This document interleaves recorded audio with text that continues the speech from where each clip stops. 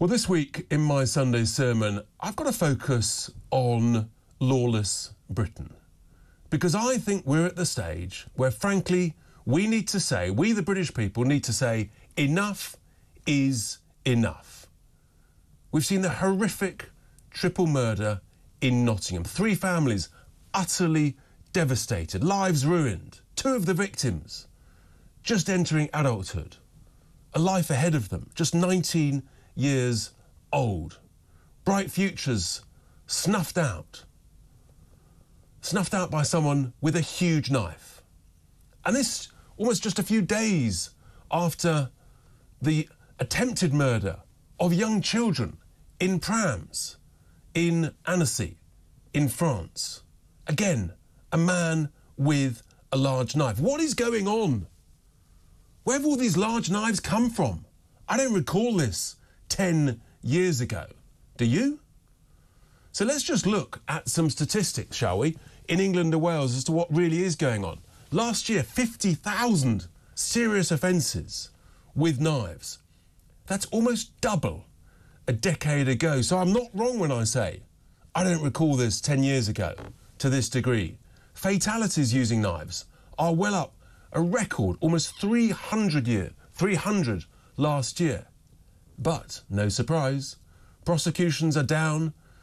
Just 4 in 10 get some form of caution, fine or custodial sentence. In fact, a custodial sentence is just 1 in 10. That's the lowest for some 8 years.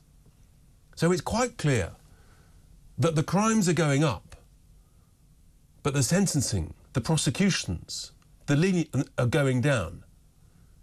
And therefore the leniency is going up. We've got more suspended sentence than ever before. Record high. So that's surely the proof we're getting more lenient.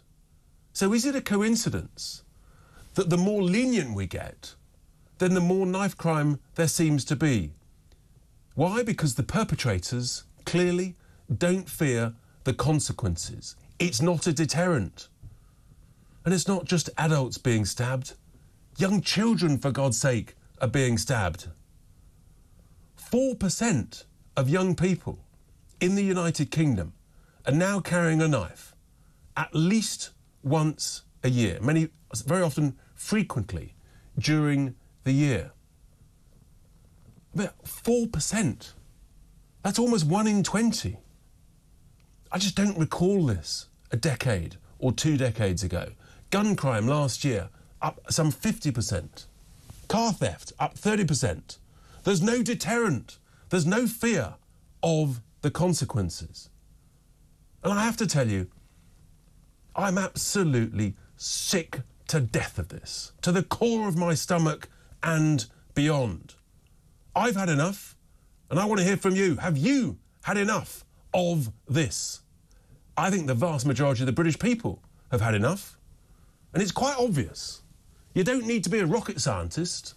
The deterrent isn't working. And the definition of madness is to keep on doing the same thing and expect a different result.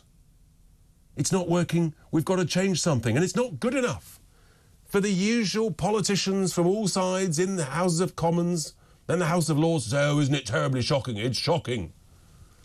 But then do nothing about it. If it ain't working, folks, accept it and change it. I want a plan, and I'm not hearing a plan from them, so I'm going to give you my own plan. I'm going to create a proper deterrent. Let's discuss it. I'm not saying it's perfect, but it'll be a lot better than anything I've heard from anybody else so far. My plan is that anybody who carries or uses a knife will regret it.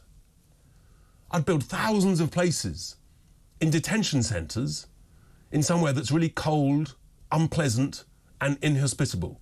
Maybe a remote Scottish island or some of the most remote parts of the Falkland Islands, for example. I'd give the nation 2 months for a knife amnesty. Give your knife in then, and that's it, there's an amnesty. But after that, dramatically, and I mean dramatically, increase stop and search by police, and they have videos body cams so you can check whether it's being done properly and fairly. But across towns and cities and villages up and down the country, let's have a massive stop and search programme. And anybody caught carrying a knife, after that 2-month amnesty, you are going to regret it. You'd be taken off the street immediately. No ifs, no buts, no passing go on the Monopoly board. You go straight to detention. You're tried and charged in a week. And you get 5 years, no remission, no ifs, no buts, just for carrying a knife. 5 years. Yes, we can do the rehabilitation during that period, but you are going to spend 5 years in a cold, inhospitable, unpleasant place. 5 years, just for carrying a knife. You don't need to carry a knife. I've recently been to Dubai. You don't see loads of people carrying a knife there. Crime there. People don't even lock the door there. Because there's a deterrent, because they respect the law. They respect the fact that they're most likely to be caught. So there you are, you get 5 years just for carrying. If you use a knife, 1 stab, 10 years, no remission. Again, no ifs, no buts, no excuses. I don't want any waffle, 10 years. If you stab someone twice, that's 20 years. A murder is life, no remission. Bang. I tell you what, if you carry a knife, you will regret it. No one else is talking like this. Why not, for heaven's sake? 2 kids, young adults, age 19, dead because of this. Nonsense. Because it's utter failure, utter woeful failure of our politicians and the leaders of our police force and of our justice authorities to get a grip on this situation. And the lefties will wring their hands and they'll say, oh, Tice is being obscene. No, I'm not. I'm just being tough. Why should we pay for legal aid for these murderers? They can pay themselves if they want a defence for the indefensible. I don't want our taxpayers' cash used for it, for heaven's sake. That's how you create a proper deterrent. Unless you're a chef at work in the kitchen, I can't see any reason to carry a knife. Full stop. Maybe if you're a barman opening some wine bottles in the bar, fine. You need a bottle opener that might have a little knife at the end of it to open the top. But otherwise, there is no reason to carry a knife on our streets. No knives equals no murders. That's my view. What this might do, it might take 5,000 to 10,000 knife-carrying thugs and scum off our streets. I don't want them on our streets. I don't think you want them on our streets. I don't think the majority of the British people want these knife-carrying thugs on our streets.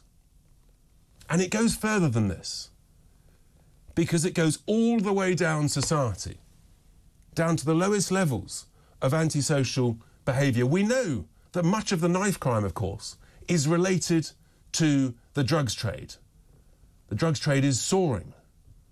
And much of the theft and the burglary that goes on is to basically to fund people's drug habits. 300,000 people addicted to heroin and crack cocaine.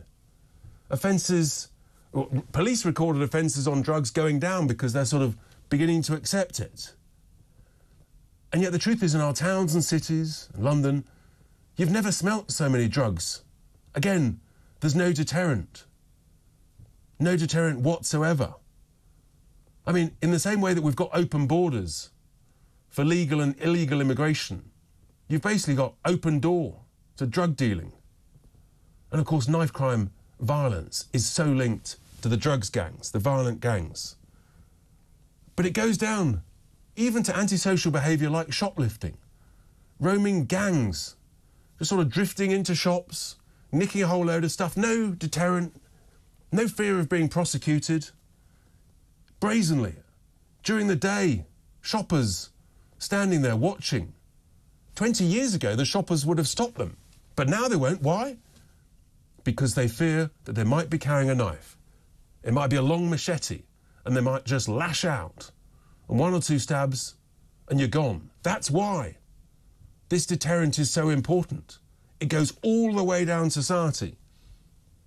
And it might sound petty, but when some guy rocks onto a train carriage, with a boogie blaster raging out some dreadful music, dreadful blasting music. It's pretty selfish, pretty antisocial. But the reason no one on the carriage says, excuse me, would you mind awfully putting some headphones on so that the rest of us don't have to listen to your choice of music? The reason no one says anything is because we're terrified. They might be carrying a knife and they might give you a slash with it. So this has serious, ongoing consequences. 37% of adults last year experienced some form of antisocial behaviour. So it permeates throughout the whole of our life.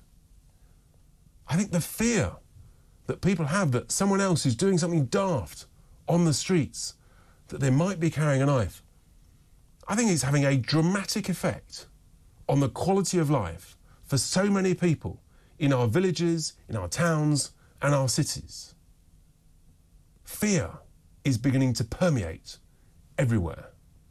And it's unacceptable because we, the vast, vast majority of decent, law-abiding, taxpayer citizens, we shouldn't have to put up with it. These are our streets. We pay the bills. We abide by the rules. I want the thugs off the streets. I want the knives off the streets. I want the drugs off the streets. I'd rather it done now. But okay, maybe let's have an amnesty for a couple of months whilst we build some detention centres. But I've got a plan, and I'm not hearing a plan from anybody else. Politicians elected in Westminster, what are they doing about it? Where's their plan? Have you heard it? I haven't heard it. It's not good enough. Young people leaving school, looking forward to the life ahead of them, brilliant sports people. They deserve to be able to look forward to that. If you want to go to a club to celebrate your end of your exams or whatever, you want to have the confidence that you're going to get home at the end of the night. This is what it's about, folks. It's serious. This is our streets. It's our clubs. It's our right to enjoy ourselves as decent, law-abiding citizens. We don't want our streets ruled by fear. It's got to stop. And it's got to stop now. And here endeth my Sunday sermon.